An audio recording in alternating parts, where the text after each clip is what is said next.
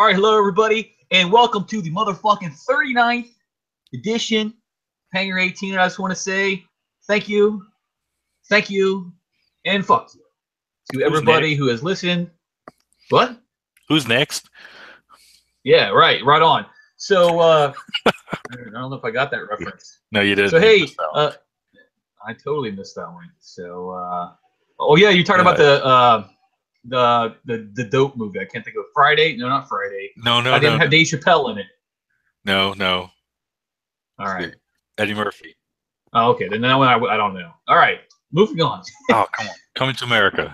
Oh, that yeah. The only you talking about when he cuts off his Yeah, he goes fuck ponytail? you, fuck you, and fuck you. Who's next? Oh yeah. Then barbershop. Now I got you. Now I'm tracking. All right. Yeah. I got off track there. Anyway, as always, I'm your giant blue alien fucking murderous stabby faced kilt wearing host Thundercracker, and with me as always is the Southern panty dropper the spot to my Kirk Strickland. Who's next? All right, so as we always do on Hangar 18, we are going to start out with a little bit of heavy metal news, and it's again been another kind of slow week in heavy metal news, but there's some decent stuff out there for us to like look into. And my first bit of heavy metal news is kind of it's kind of stupid. Yeah, it's kind of stupid. And I thought, really, I got to say this because it is so stupid that everybody has to suffer with it. I just can't know it by myself. That's not fucking fair to like the time stream continuum. Everybody has to be on the same level as me because I fucking learned this and it burned out about half my fucking brain cells. So everybody else has to learn it too. And here it goes.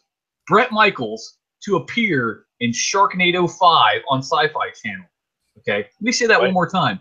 Bret Michaels of Poison fame to appear in Sharknado 5 on Sci-Fi Channel. Let's break that down a little bit. Wait. There's 5 Sharknadoes? That's my first breakdown. First of all, let's take a moment to appreciate the fact that this is Sharknado 5. Meaning that there's been 4 previous fucking movies and they decided to make another one. They're like, hey, a tornado made of sharks? Fuck it, let's make 5 of them, right? That's first off. Secondly, Bret Michaels. What the fuck is he gonna do in Sharknado 5? Is he gonna go, I'm scared, pop, just force me away? When the fucking Sharknado comes along? I mean, what the fuck? Wow. I fucking hate Poison. All right. That's number 1. I do. And number 2, well, number 1 was, there's 5 of them. Number 2 is Bret Michaels. Number 3, what the fuck is that doing on a heavy metal news website? Poison is not heavy metal. Everybody who says glam metal is heavy metal. Hey, look, listen now. Now listen. I know Poison gets a lot of hate, but for an all-girl band, they're not too Oh, that's pretty good. All right. So that made my fucking head hurt there just a little bit, right? So I had to know that's not everybody else had to know it. So there you go. Anyway, my next one is a little bit better, and I'm a fan of it, right? Iron Maiden, you may have heard of them. They're a band. They're pretty good. They're actually going to be on this podcast. We're going to review one of their songs. Iron Maiden guitarist Dave Murray says, we're not stopping after the Book of Souls tour. So they have no plans of retirement after their next tour, and they're probably going to make more albums and do more tours, and they're probably going to have to fucking prop them up with like one of those things they stick up the ass of like mannequins in the stores, get them out there on stage. Nice. So yeah. There will be more Iron Maiden in the future. Good deal. Which is a good thing. So I happen to like Iron Maiden. The world needs more Iron Maiden. Agreed. Unless fucking Bret Michaels is Sharknado fucking 5 for crying out goddamn loud. All right. Wow. Go ahead, Dreadwind. Okay, so look out in September. Black Sabbath will be releasing a video DVD, I'm assuming Blu-ray, of their final performance from their final farewell tour. Oh, nice. They're labeling it the end of the end. Ooh. So that should be out in September sometime. So be on the lookout for that. And also in sort of related news and covering the self-entitled "We're better than everyone else" crap news of the day. Apparently Kendall and Kylie Jenner of I'm assuming Kardashian family fame, whatever. Oh yeah. And just side note here, why are they always listed together? Like you never see one of them mentioned without the other one being mentioned also. Oh, they're Siamese. They're Siamese. Are they joined at the hip? I Yeah, mean, they're Siamese. Yeah. okay, all right. So, I'm serious. You never see them, just one of them. Apparently, recently they decided it would be a good idea to superimpose their faces over iconic music T-shirts like Metallica, Ozzy Osbourne, and various other bands, Pink Floyd, and various other ones, without permission, and sell them. Oh, shockingly, I'm guessing those things are copyrighted. And yeah, shockingly, they got in a lot of trouble for it and had to pull them off the shelves and stop doing that and issue an apology. And probably had to pay reparations to the people that they fucked over. I know, right? And I'll also add very badly superimposed. I mean, this looks like something a fifth grader would have done for a school project. Nice quality. Seriously, they're bad. You know, when you said that reminds me of this picture somebody recently put up of Justin Bieber. He's wearing like this trench coat and like one of those like old school wide brimmed hats. And he's got a Metallica shirt on, and he says, "Oh, my next album is going to be much more metal." Yeah, I saw that. You could have a Justin Bieber album and have a guitarist come in and play one chord, and it would be like a million times more metal than anything he's ever put out. He needs to take that shirt off, son. That is, he has not earned the right. Speaking of, Sharon had a awesome quote. Sharon Osbourne was quoted concerning the Kylie Jenner Kendall people. Anyway, Sharon Osbourne quoted, "Girls, you haven't earned the right to put your face with musical icons. Stick to what you know, lip gloss." Oh yeah. So that kind of reminds me of the picture of you have one of the Kardashians. I don't know which one. They're all interchangeable to me, basically. She's wearing a Slayer shirt. And then you got next to it, you got Gary Holt, and he's got a shirt on that says "Kill the Kardashians." Yes, I fucking love that picture. It's one of my favorite pictures. Awesome. Is that all your heavy metal news there, Tom? That's all my heavy metal news. Thomas Tough Guy. All right. So what I'm going to do this time is I'm going to let you handle the whole historical background, because basically we let Dreadwin out of the cage again, and he picked most of the songs here. And his idea, his idea was a historical themed playlist. So a lot of these have like either they're related to a historical event, a historical battle, or a historical figure, right? Mm-hmm. So I'm gonna let him handle the historical part, and say what it's related to and all that jazz. And I'm just gonna do my normal song reviews, etc. So, and if you want to do like everybody did in YouTube on pretty much all of these songs and like create a million arguments about being a fucking history lawyer, feel free. So, all right, our first song is by a band called Iron Maiden. Like I said, I told you, I teased you earlier. They're going to be in the fucking thing. Anyway, Leighton, East London, 1975. If you think about that, that's fucking 40 years of Maiden. Yeah, don't remind me. Alex, what do you mean don't remind? 40 years of Maiden. Guess that's how old I am. Oh, that's true. All right, anyway, the song is called Alexander the Great. This has always been one of my favorite Iron Maiden songs, and people shit on it all the time. I think it's great. People shit on it all the time. Anyway, it's from Somewhere in Time. Yes. 1986, which is a great album, and like the cover of it is amazing. Agreed. Anyway, my notes are: I love the narration in the opening with the march-sounding music immediately following. The somber guitar, followed by the very strong bass line, is also fantastic. Sometimes they stretched out the lyrics or the syllables to the lyrics in order for it to fit the song, which makes them sound a little bit strange. Like they would stretch out like Macedonia to like 8 beats, which makes it kind of sound strange. Yeah. The song, of course, draws out the history lawyers like no tomorrow. The breakdown close to the 4 minutes is quite awesome, and the tempo change immediately following is equally fucking awesome. It has a humongous solo. I mean, the solo is huge on this song. Like other songs have solo envy when they listen to this song. But it has a really slow and epic feel to it. And my final notes about the solo is it's a bit too long. Then at the end, it kind of a little bit jarring when it jumps right back into the verse without any like musical transition. It just goes right the solo and then like a switch. He just gets in the verse. Yeah. By the end of the song, I was on a Greek trireme on my way to fuck up some people in Asian Minor. So I give it a 9.0. Nice.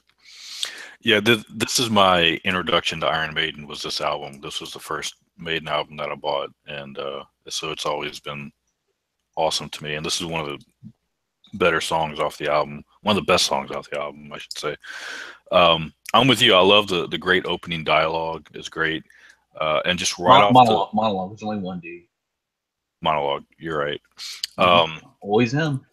And that's funny. Anyway, you know, just the way the song builds at the end, you know, you're in for an epic journey. You know. Mm-hmm. And it's got all the classic Maiden signatures with the galloping guitars and everything. But it's, I guess, what you were talking about, how they stretch some of the syllables out. It's not an easy topic to write a song about because there's not a lot of things that really rhyme with things like Macedonia and that's true. Some of the other words that he's had to use because of the historical context. Well, there's Pelotonia. Yeah, okay. The bike race. Fit that into a song about Alexander the Great. All right, I agree that we kind of changed. Yeah, but it's literally a history lesson wrapped up in amazing music. It's an epic song for an epic figure in history. They had an awesome change up, and Alexander the Great is one of the greatest figures in history, just in general. I mean, the man became king of Macedonia at 20. He was taught by Aristotle, and he died of fever when he was at 32. So in 12 years, he basically conquered the known world. Yeah, almost the entire known world at the time. All the way from his empire expanded all the way from Europe almost to India, including parts of Africa and all of Asia Minor. So that's just an amazing accomplishment for that man. Yeah. Yeah. Okay, awesome song. I give it a 9.5. 9.5. All right. Yeah. All right. Our next band is Ex Deo, and they're from Montreal, Quebec. And we've had some bad luck with Canadian bands on Hangar 18. Yeah. But this is an exception to that because Ex Deo is pretty good. They were formed in 2008 in Montreal, Quebec. This is from their Romulus CD from 2009, and it's called Legio 13. Every time I hear Legio 13, I think of the Ultramarines because they're also Legio 13. The Smurfies. Or as some people would say, Legio XIII. I love the Roman army marching sound at the beginning of the song, but I could have probably done with less than 30 seconds of it. I mean, they drug that out a little bit too long, my taste. The vocals sound like they're coming from within a drain pipe. I don't know what the deal with that was, but they did. Yeah. The slowdown in the middle of the song has a very pounding, methodical sound to it, which would have sucked had they not put the solo over top of it, which is pretty awesome. I'm not a fan of the keyboard accents that they did to the rhythm guitar. And the song gets a little bit tedious and is about 2 minutes too long, which a lot of these historical songs are like, hey, we're doing a historical song. Let's make it like 9 minutes long. I don't know why they do that, but it seems to be a pretty common theme. I could definitely cross the Rubicon to this song, and I give it a 7.5. Driven. All right. Yeah. I like the marching too, but I was with you. I'm pretty much on the same page. I thought it was a little bit too long. And then they had, I guess, samples. I'm not sure if it was from a movie or something, or if they just added the samples in there at the beginning with the monologue. But it's got some really nice guitar work throughout, and there's a lot of black metal influence style. I was not a fan of the vocal, the screechy vocal around 2 minutes. Was not a fan of that at all. But overall, it was a solid song. This one's about the 13th Legion of the Roman army, which was Julius Caesar's personal legion. And after the Gallic Wars, the Roman Senate, what did I say? Refused Caesar's second consulship, and they ordered him to give up command and return. Yeah. Which he was like, me. Yeah, he was basically like, okay, yeah, that's not going to happen. So he took his own personal legion, the Legion 13th Legion, crossed the Rubicon, which is not the Jeep, folks, that's the river, Right. and brought his legion there and into Italy. The legion remained faithful to him in the resulting civil war, where they fought other legions that were commanded by Pompey the Great. Pompey Magnus. Also, just side note, Pompey the Great was married to Caesar's daughter as well. And anyway, so that kicked off a big civil war in which Julius Caesar was ultimately victorious, which led to him taking Emperor pretty much control of Rome up until the Ides of March, where he got stabbed in the back. And just so you guys know, there's the HBO series Rome pretty much does exactly what the other one just said. It's like that little bit of history is like season 1 of Rome. Yeah, it's pretty awesome. So as far as the song itself goes, I'm right with you. I gave it a 7.5 also. All right. Totally symbiotic on it. Symbiotic. All right, moving onwards and downwards. What? Iced Earth. Iced Earth. Man. Iced Earth from Tampa, Florida. They're not even fucking death metal. They're from Tampa, Florida in the 80s. And this song is called Attila. It's from their album, The Glorious Burden, which sounds like the biggest shit you ever took right before you took it. God. All right. The beginning with the drums and the guitar and the vocal choir seem to be mixed incorrectly. And I don't know if it was because of the upload, like you said, but it didn't seem correct. The whole mix on this particular video is off from the it was just way off. The main riff though is punishing as fuck. And then the singer starts with his awful crooning. I knew you were gonna say that. I cannot stand the fucking singing.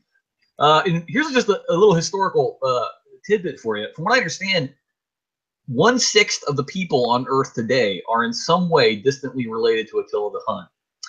I've read that before. Because the man apparently liked to hump. The chorus of the song is really terrible, and the harsh singing afterwards and the singing with the effect on it right after that is also really terrible. Wow. The scream at the end, really annoying, and they have an unnecessary 10-second long outro. Iced Earth Attila, I give a 6.5. Oh, ouch. Redwood, go ahead. Wow. Okay. Well, if you're not a fan of higher pitched vocals, you're not going to be a fan of this song. No.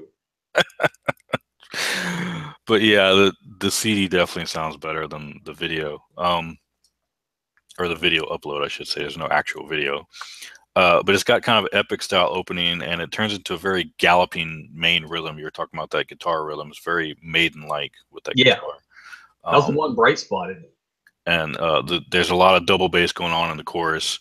And again, it's another history lesson, a lot like Iron Maiden's songs, where it's a history lesson surrounded by music. There's a breakdown that's supposed to represent the Huns versus the Romans and from their point of views.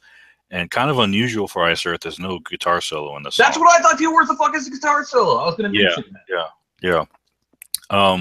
This comes off the Glorious Burden album, which is all about, every song on there has something to do about history.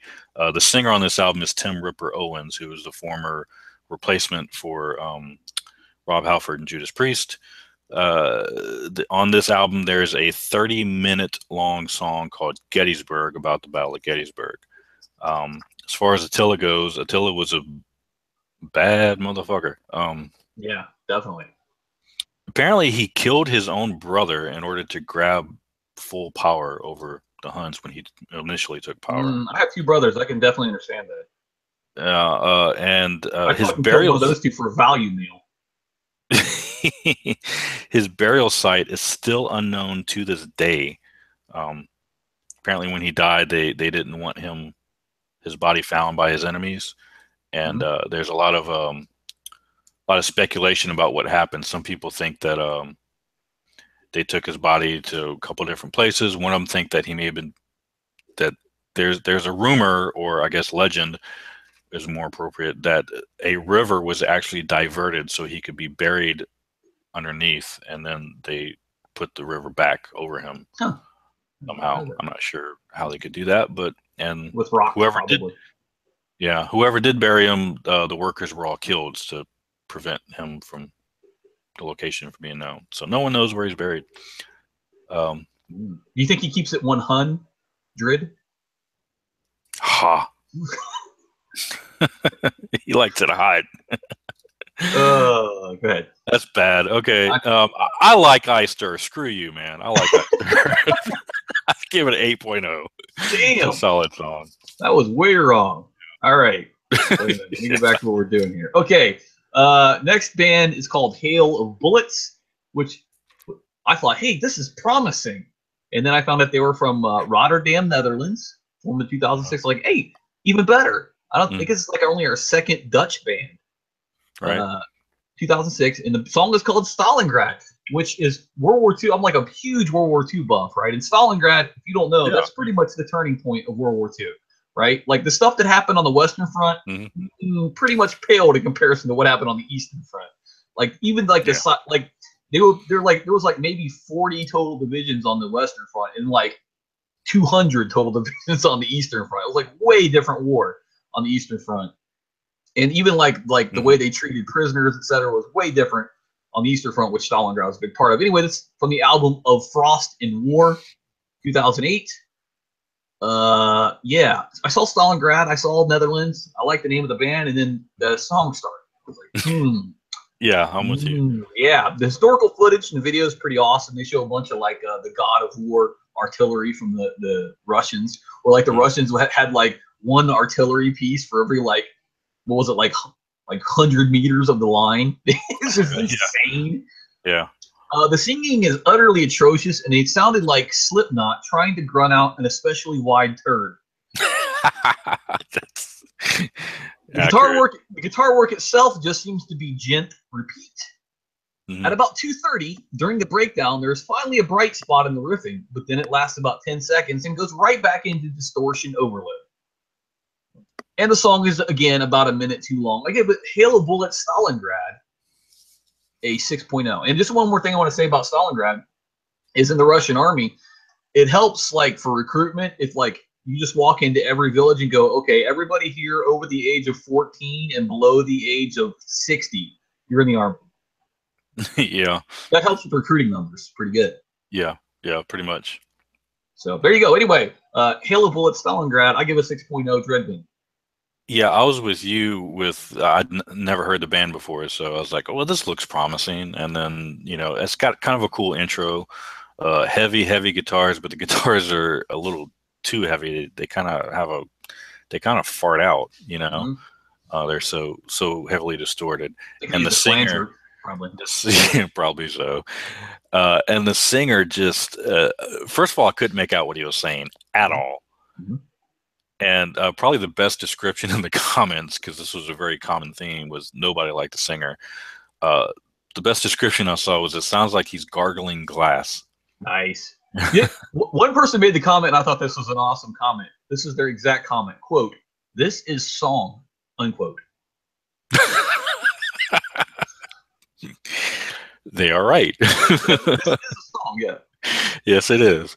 Yeah, there was a breakdown around 2.5 minutes that I thought was cool, but it just didn't last long enough. It didn't do anything. Not big on the song itself. I gave it a 6.5 also, but like you said, the Battle of Stalingrad was huge in the war. Get this battle for this one city lasted 5 months. Right. Wrap your head around that for 1 minute. 5 months of bombing and artillery in one city as Germany tried to invade Russia. The fighting eventually broke down to just house-to-house engagements. Yep. I mean, like guerrilla in the warfare. rubble. Yep. Yeah, in the rubble. I mean, the city was basically leveled. The Germans were eventually surrounded by the Russian forces, but refused to surrender.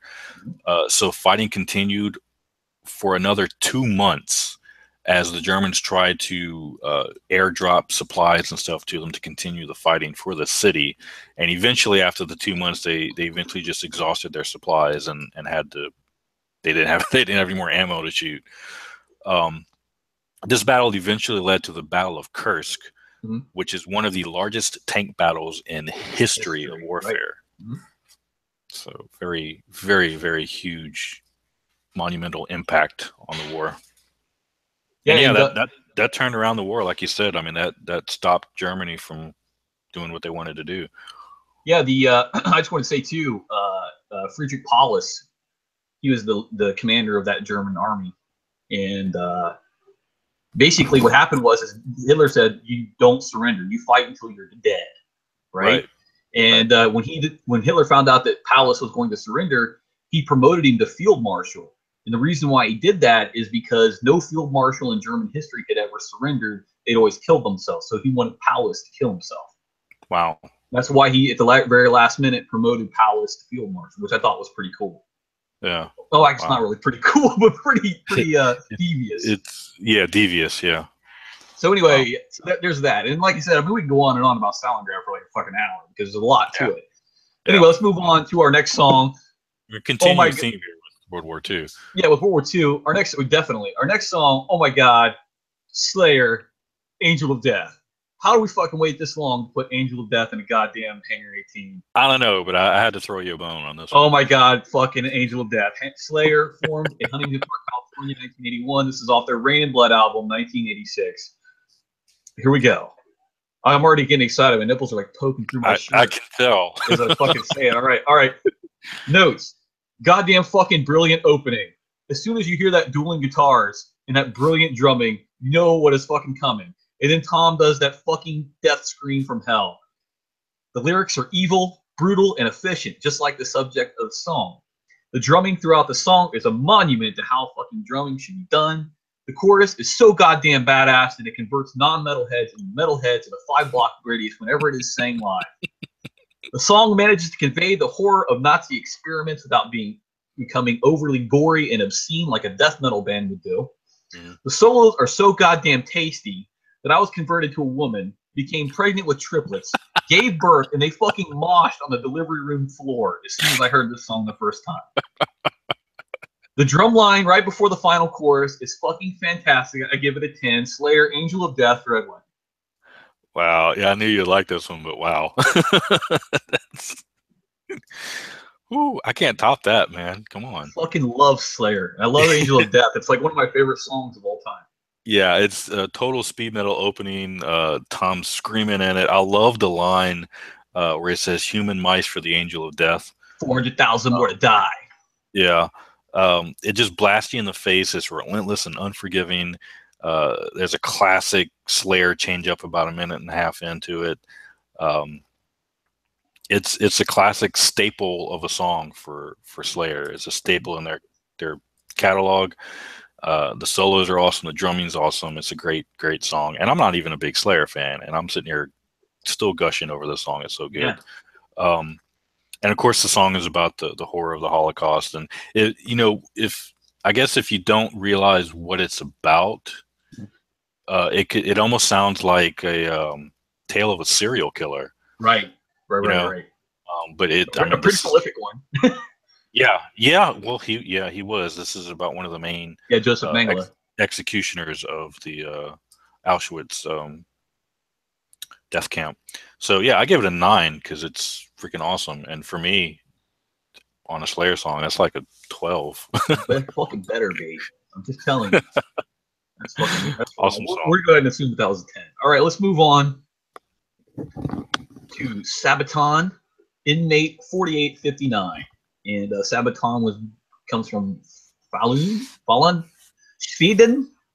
Sweden, formed in 1999. And this is from their Heroes album, 2014. Here are my notes. The music in the background of the movie cutscenes in the beginning reminded me of the pocket watch chimes they used to time out gunfights in for a few dollars more. Mm-hmm. You remember that? For a few dollars more, that guy flip out that pocket watch and they'd fucking shoot each other. You know what I'm talking about? It always reminded me of kind of almost like a nursery rhyme type thing. But kind of like that. Yeah. Yep. Mm-hmm. The opening of the song has a very epic feel to it with the choir and the keyboards, which is standard Sabaton thing they do. They always have this huge epic feel to all their songs. Yep. Right? The guitars are pretty thick. and pretty awesome in the entire song. Like sometimes Sabaton, the guitars kind of thin out a little bit, which I'm not a fan of, but they're pretty thick in the song. And I love the little descending ditty that they keep doing. Like they keep like building up a little bit and then coming down, building up a little bit and coming. That was pretty awesome, I thought. Mm-hmm. The comment section, of course, descended into an argument about the merits or faults of communism, and everybody was bitching about this and saying communism is great, communism sucks, because eventually the guy who essentially helped liberate Poland gets killed by the communists after the war is over, right? Yeah, so, don't spoil it for me. I got a whole. Oh, you got notes. All right, so that's all I really add about it. So hopefully that just didn't spoil it. But anyway, this is pretty good. I'm a Sabaton fan. Don't get me wrong. I like Sabaton and all. I'm just not like a Dreadwind level Sabaton fan. So I mean, where I got Slayer, he's got Sabaton, and I give it an 8.5. I'm a fan of this one. Yeah. So yeah, go ahead. That's good for you. Yeah. Yeah, I know. For Sabaton, it definitely is good. I'm not going to talk too much about the music itself because the music is good. It's a great song, and this is one of those songs where the first time I heard it, I knew I was going to like it. It's got kind of that the intro is always reminds me, like I said, of a nursery rhyme. Nursery rhyme. Thank you. Just went blank. And the guitars are nice and heavy. It's got a nice heavy rhythm to it. I'm just gonna get this out the way right now. I give the song itself a 9.5. Oh, dang. Now, this is an amazing, amazing story. And this is why I love songs about history like this, because this is a story I had never heard of until I heard the song. And then, of course, I immediately looked up to see what the song was about. And as I'm reading the story, my jaws just dropped open. Guy's a goddamn hero. Oh, gosh. All right. So if you don't know, the song is about a man called Told Poletti, who was he was a member of the Polish. He was a cavalry platoon commander of the Polish army. Now, the Polish has a very long, rich history in cavalry. That's a whole other history lesson right there. But as World War II started, he presented this plan to his superiors, and their plan was to infiltrate Auschwitz, the German camp. Now, at the time, they didn't realize everything that was going on. There were kind of rumors floating around. They thought it was a work camp, more or less, not a They figured it was more a work camp. Right, exactly. So he volunteered to get captured and sent to Auschwitz. Let that just sink in for a minute. He volunteered to be sent to Auschwitz. His plan was to get in there, gather intelligence, and organize a resistance from within the camp. His movement that he finally started getting some people together with this little underground movement inside the prison, and they actually built a radio over the period of like 7 months. They built a radio using smuggled parts, and they began broadcasting reports from inside the prison, reporting on the number. Just so you know, if the Germans had ever found that radio, they would have killed every one of them. Oh yeah, they would have been dead on the spot instantly. But they were giving out reports of how many people were being arrived and how many deaths were going on and stuff like that. A lot of very useful intelligence, and they were hoping that the Allies would eventually drop some weapons or troops to help liberate the camp, but help never came. So he said, okay, well, this isn't working. I'll just escape. So he escapes from Auschwitz. Right. With no weapons. No small feat in and of itself. Through minefields, over electrical fences. Right. And then, okay, he escaped Auschwitz. He's probably going to, like just go hide somewhere, right? No, he goes back to fighting and takes part in the Warsaw Uprising, where he almost got captured again. After the war, he filled out what's called Witold's report, where he reported on all the stuff that went on in Auschwitz, firsthand reports. All kinds of crazy. A lot of people didn't even believe that they were true because they were and those reports probably led to the conviction of some Nazi war criminals. Right. And or at least helped in the evidence. And then after the war, of course, he's from Poland, right? Poland at that time, after the war, technically still had their own government, were their own country, but they were basically under Russian control. Yeah, they're puppets, the Warsaw Pact. Yep. Right. And the Russian government had this man arrested, brought him in for trial, basically charged him with espionage and a bunch of other stuff, tortured him because they were trying to get him to give up information on the people that he was helping him, which he refused. So he didn't give up any names or tell them anything. And then they had him executed after all of that. Just an amazing story, an amazing man for what he did, and something worth looking up and reading. I think they have a plaque for him now. I'll guarantee they do. Here's the thing. Yeah, he's a national hero now, but yeah. Ask around 100 people in the United States, how many people you think would know that? No, probably 0. maybe 1 or 2, yeah. If not 0, right. Yeah, absolutely. So, definitely. All right, so, yeah, that's a great song with a great story. Definitely. All right, the next band is a pretty popular band again, Judas Priest from Birmingham, England, 1969. And this song was called Prophecy off of their Nostradamus album, released in 2008. The beginning of the song is decidedly not very heavy metal and sounds like the soundtrack to a cheesy horror film. The guitar kicks in and it sounds evil as fuck, but it's a bit laden with 1980s style glamminess. Halford is, unsurprisingly, on top of his game, especially for being as old as he was at the time of the recording, 57. Yep. The lyrics were not all that profound and basically bludgeoned you over the head with stuff about Nostradamus. Yeah. The solo I also thought was pretty average compared to some other Maiden solos, or Judas Priest solos. So I give it a 7.0, and most of that's based on the strength of Halford. Yeah, go ahead. Judas Priest, Prophecy. The Nostradamus is kind of a concept album that they did, and obviously the whole album is about Nostradamus. It's got a real heavy rhythm to it, and Halford just kills it throughout the entire song. The song has a big grand feel to it to kind of go along with the concept album, but I'm kind of with you. It kind of loses something too at the same time. I gave the song an 8.0. I don't have too much on Nostradamus. I mean, most people are kind of familiar with the name. He was considered a prophet and had several prophecies that did or did not come true. He wrote several books on them. There's some people that, with most prophecies is kind of open to interpretation. Open to interpretation. Could be this, could be that. Right. One thing a lot of people probably don't know is that he also wrote a couple of medical books. He was more, right. And he didn't consider himself a prophet. He didn't call himself prophet. Yeah, from what I understand, he wrote them all in quatrains, which are kind of like little poems. And from what I understand, the way he would do it is he would like light all these incense things, and he would stare into this like mirror, and that's how he would write his quatrain. And he would just let his hand go, subconscious writing. Right. That's how he said. I've also read where he would sometimes either stare into water or flame and do the same thing. Right. And one of the ones that he has got a lot of. Some people say he predicted Napoleon. Some people say that he predicted Hitler. And because he said, Hister, and that was the name of the Danube, which is where Hitler grew up and all that jazz. But anyway, pretty prolific name in history. Yep. All right, moving on to a band called Nile, and I think this is our first instance of Nile on Hangar 18. I think so.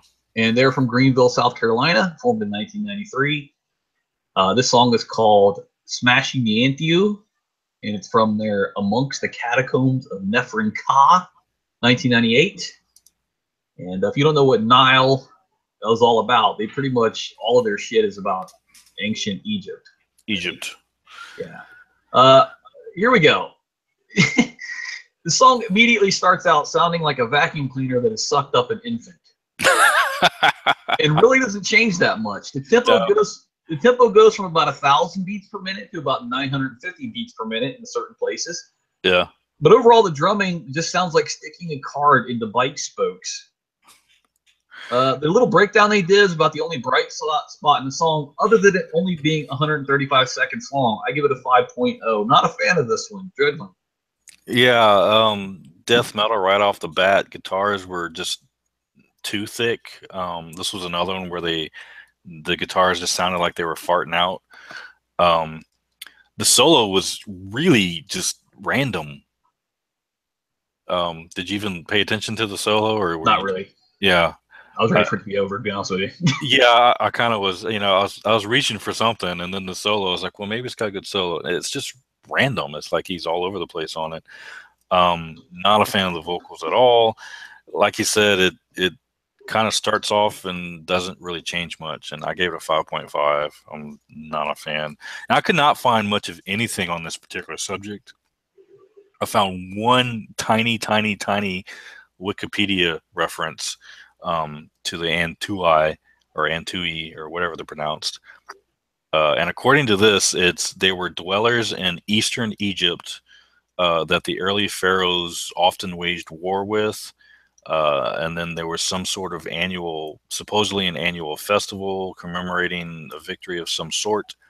And the song title itself, Smashing of the Antui, refers to the just general slaughtering of Egypt's enemies. So good. That's pretty much all I have on that. Good. Every time I think of Egypt, I think of D4s. Who? D4s. They're little 3-sided pyramids. Oh, D4s. Okay. Yeah, gotcha. Come on, catch up. All right. Next band is a little-known band from Los Angeles, California, formed in 1981, named Metallica. You may have heard of them. The song was called Creeping Death, off of their Ride the Lightning album, 1984. Oh my God. Instantly recognizable drum and guitar with that famous pause at the beginning. Then the badass drums go from the left to the right. And the amazing lyrics even managed to make the Bible cool. Which is why they should play this in Sunday school. The chorus to this song, the So Let It Be Written part, is probably one of the very best in all of metal.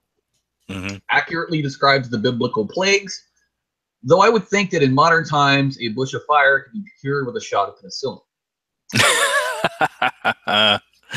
Nice. The solo is fucking glorious, and I can almost sing it. I have heard it so many times.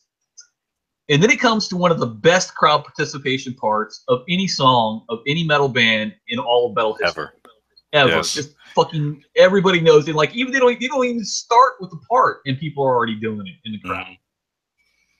A goddamn masterpiece. Even the drawn out ending is fucking brilliant. By the end of the song, I had hurled death and destruction on ancient Egypt from my golden throne above. I give it a fucking 10 because it's a masterpiece. Good one. Go ahead. What else to say? The opening's iconic. It's full of amazing riffs. It's got a great guitar solo.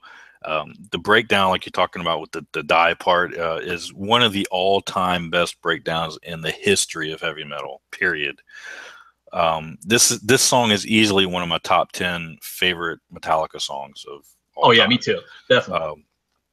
Absolutely. I give it a 10 also. And it covers the biblical references to the plagues, with especially the part where they took lamb's blood and painted it over the door so that the angel of death, but not the Slayer's angel of death, but the actual angel of heaven of death comes down and kills all of them. Like the hail of fire, the Nile running river with blood, all of them. Yeah, all of it, all of the plagues, which led up to, that was the final, was the killing of the firstborn son. That was the final of the plagues. And they had to put the believers had to paint some sort of symbol or something over their doors with lamb's blood, and that the angel would pass over their house and then kill the firstborn sons of everyone else. So cool song. Awesome. Oh, did I give it a rating? 10. Okay, I was going to say. Come on. All right. It's a 10, of course. All right. Next band is the very first appearance of Metal Church on Hangar 18. Formed in San Francisco, California in 1980. This is from their Blessing in Disguise album from 1989. This song was called Rest in Pieces. My very first note is, I cannot believe we are reviewing a fucking Metal Church song. They do this thing. I gave you a couple other options, but you did. But my very first note that like is serious is they do this like left to right and then right to left distorted drums thing in the beginning, which that was pretty cool. But they milked it a little bit too long. Yeah. The song did not conform to a normal song structure, and it was kind of like it was drum driven rather than guitar driven, which almost all metal songs are guitar driven, and this one seemed to be drum driven. I could almost smell the denim coming off of this song. The solo was pretty radical, but it just seemed like they just all the other instruments just kind of stopped and hung out in the background while the guy did his thing. Mm-hmm. So I give it Metal Church Rest in Peace is a 6.5. Oh, okay, not too far from me actually. Had that drum intro like you're talking about. I thought the main guitar riff was pretty cool, but they really milked it.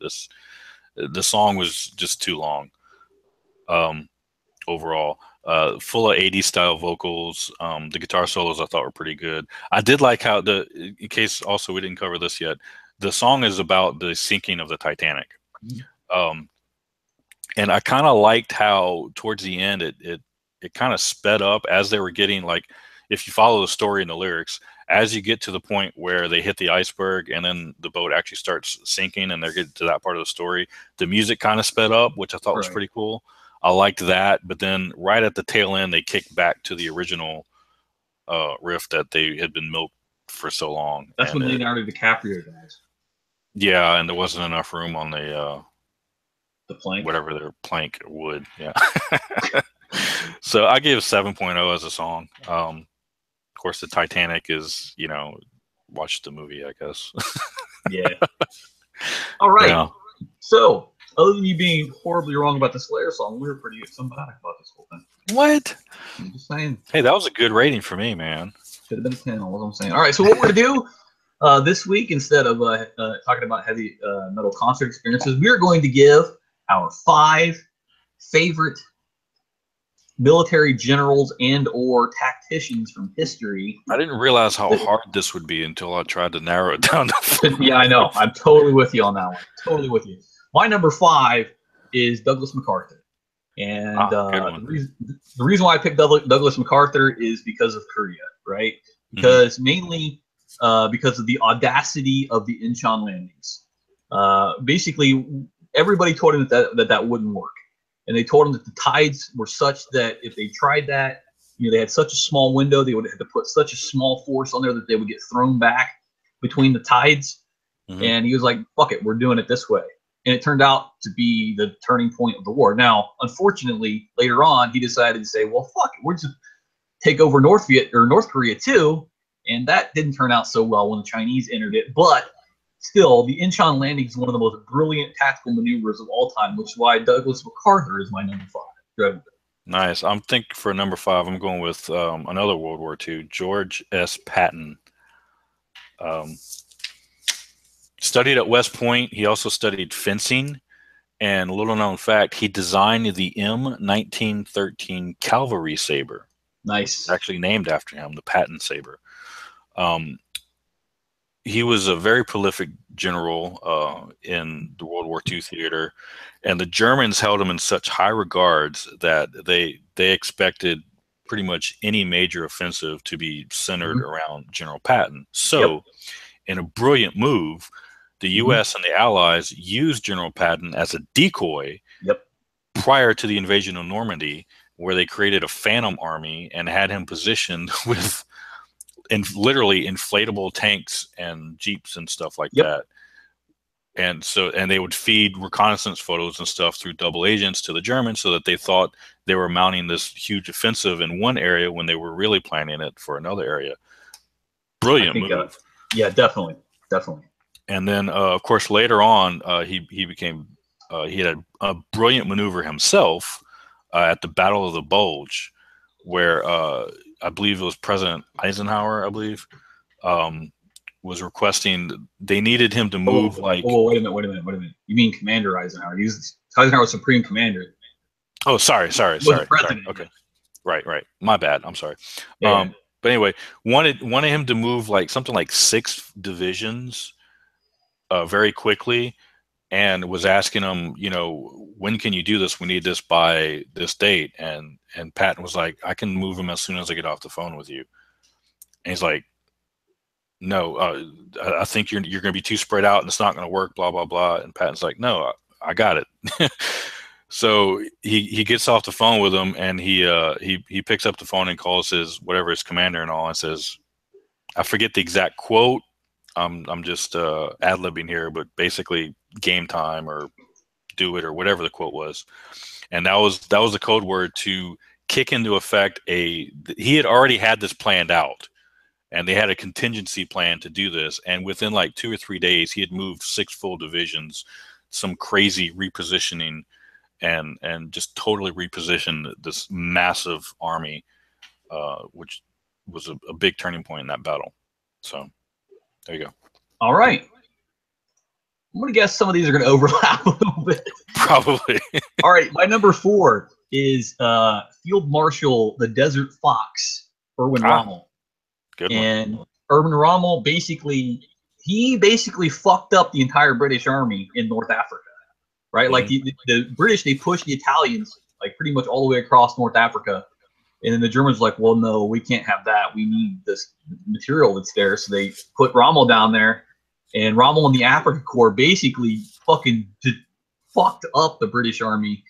But eventually their supply lines got too long, and the British used some really good tactics, like inventing the SAS was part of the things that they did. And unfortunately, Erwin Rommel met his end in a pretty dastardly way as well. He was basically forced to commit suicide. So Field Marshal Erwin Rommel, my number 4, good one. Yeah, he had a lot of respect for Patton too. I remember. Yeah, definitely. They went against each other a couple of times. Yep. All right, my number 4. I'm going to go with. It's actually a Sabaton song, Carolus Rex, aka Charles XII of Sweden. Somebody a lot of people probably don't know much about, but this man became king of Sweden at the age of 15.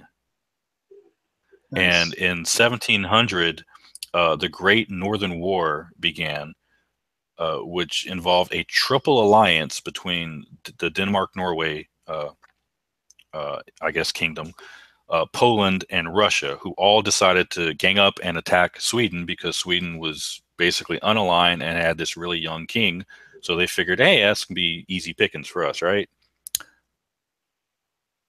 Charles, who was maybe 19 or 20 when all this started, won multiple victories despite being outnumbered largely in most of the battles. He scored a major victory against a Russian force that was 3 times his size, which compelled Peter the Great, to offer peace, and Charles refused.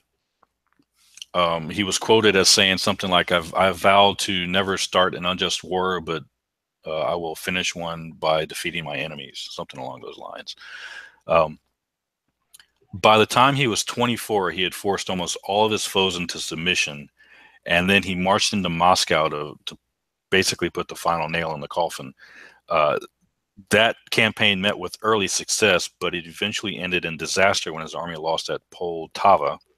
And probably the reason being was because Charles had been injured in the previous battle and he was unable to take command for that particular battle. So who knows what might have happened if he had been healthy and was able to actually command that one, because this dude is a monster.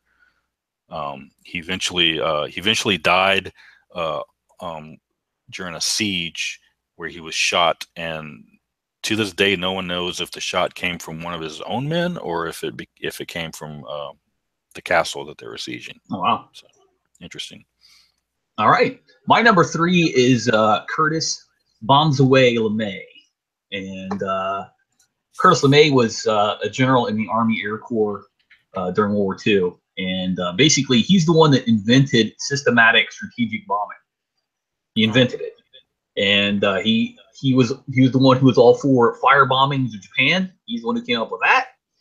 And he also was the one who dropped a bunch of mines in Japan's waterways to stop their fleets from moving around and whatnot, and people from getting resupplied. And also, he was the one who initiated the Berlin airlift. So he's got that going for him. But here's the bad part about him is he was a proponent of not taking the Polaris missiles out of Turkey during the Cuban Missile Crisis. So that would have been a bad move, because that would have, neither of us would have ever been born, because the world would have destroyed. Right. So he definitely wanted harsher methods than what Kennedy wanted during the Cuban Missile Crisis. But I mean, the things that he came up with, like, is pretty impressive, right? Like the firebombing. He basically had a huge hand in the Pacific victory in Japan. So Curtis bombs away LeMay. That's my number 3. Nice. My number 3 is Genghis Khan of Mongolia. This guy was a brutal leader. There was a 14th century Persian chronicler named, I'm going to butcher this name, but Rashid al-Din, who claims that Genghis Khan actually, trying to describe his features, because no one knows what he actually looked like. There's no actual physical descriptions of him. But this particular chronicler claims he had red hair and green eyes, of all things. Huh. Yeah, strange. But this is a guy who conquered so much area. And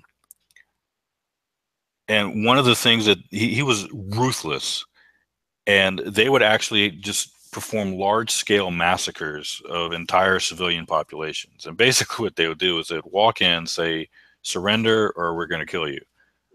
And they would say, well, no, we're not surrendering. So, okay. And they'll just wipe out the entire town. Just right.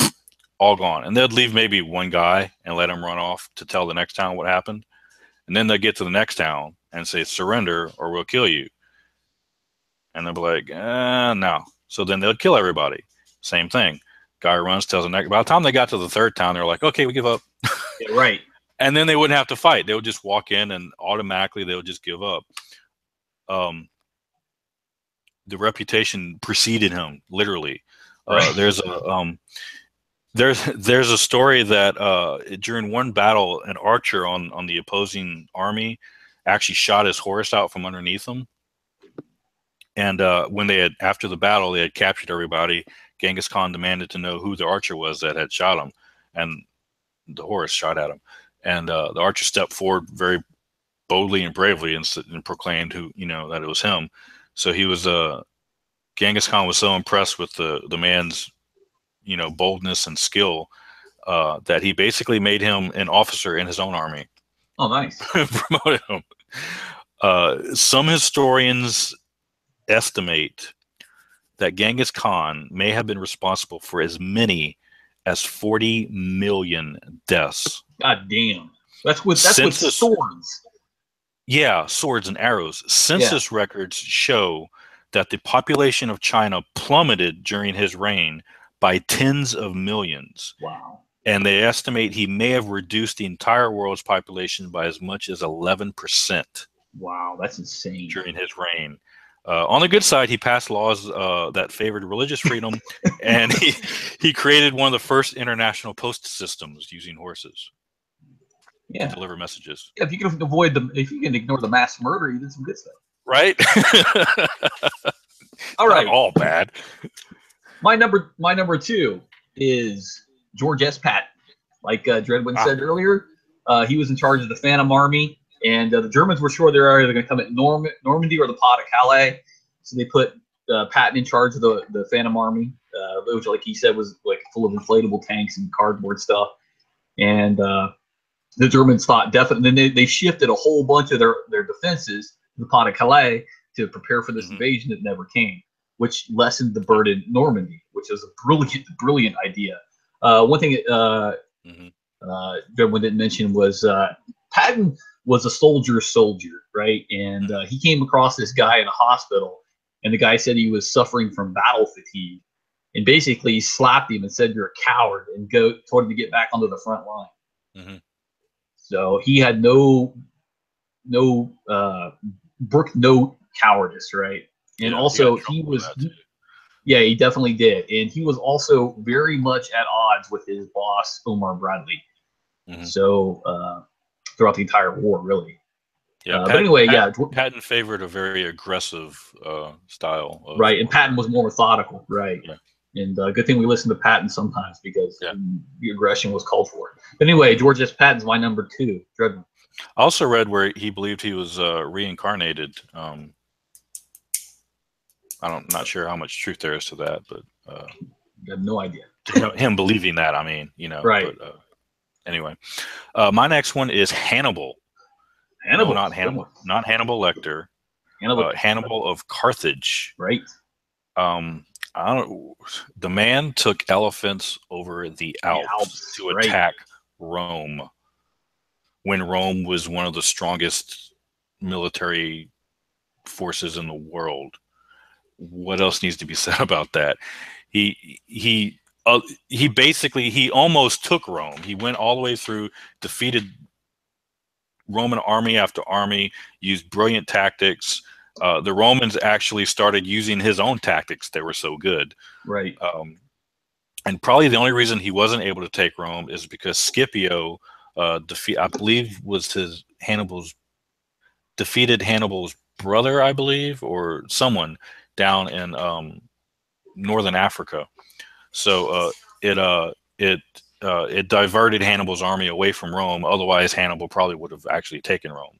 But that diverted him around, and then Scipio used some of Hannibal's tactics against him and was able to convince part of Hannibal's, I think, cavalry to basically turn against him during that battle. So Scipio was able to actually defeat Hannibal.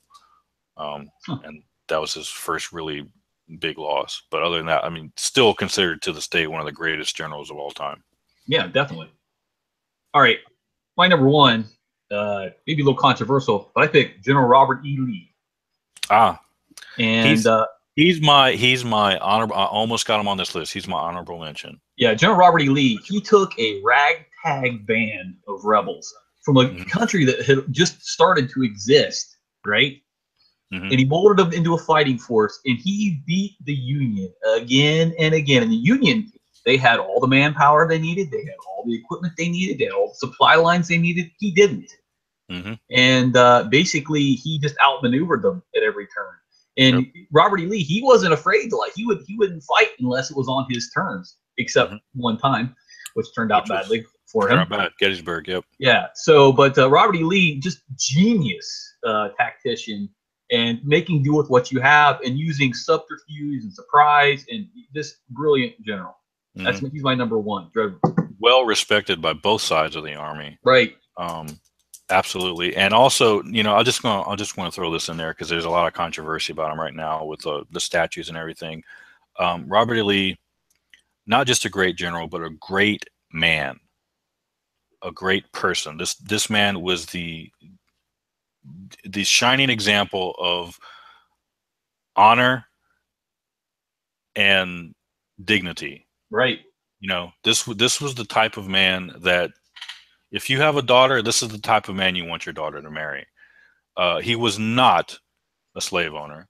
He did not believe in slavery. He was openly against slavery, despite fighting for the South. Had to go with Virginia, though. The slaves that his family did inherit, which was through his wife, who was the granddaughter of George Washington, they freed them. And they were so well respected that many of the slaves that they freed stayed on to continue working for the family. Right. Which speaks volumes about the type of people they were. And his wife would actually teach them how to read, which was not allowed at the time. So, I mean, just a truly wonderful man and a brilliant tactician. After the war, he became president of Washington University, which the university renamed itself Washington Lee University in his honor. Yeah, I could go on and on about Robert Lee. I definitely wanted to get him on here, but I just ran out of room. Right. My number one is Alexander the Great, because definitely Alexander the Great. And I kind of went over everything he did earlier, so I'm not going to go too much into him. We're running a little long now, but yeah, Alexander the Great. I mean, he conquered most of the known world by the time he was 32. Yeah, you can't really. What have you done lately? Can't argue with that, right? Yeah. All right. Well, that was our list of generals and tacticians from ancient times. You know, Sun Tzu could have been in there, but we could have went all day with that. Peter the Great God, put in so there. Many. So, but anyway, I just want to thank Napoleon. everybody. Yeah, Napoleon. Right. Just want to thank everybody for listening, and next weekend I will be at Indie PopCon, where I'll be doing a charity clothing and food drive. with some various cosplayers there. So if you're in Indianapolis, check that out. And tomorrow I'll be at the Cincinnati Museum. They're doing an exhibit of original props from the original Star Wars trilogy. Oh, cool. So yeah, so I'm going to check that out. I'm not going to better take pictures. But yeah, if they let me, I'm going to. Oh, man. So, yeah, definitely. So anyway, that's what I'm going to be doing tomorrow. I just want to say, hey, metal, horns up, motherfuckers. Good, man. Stay metal. Catch y'all next week. All right, we're out.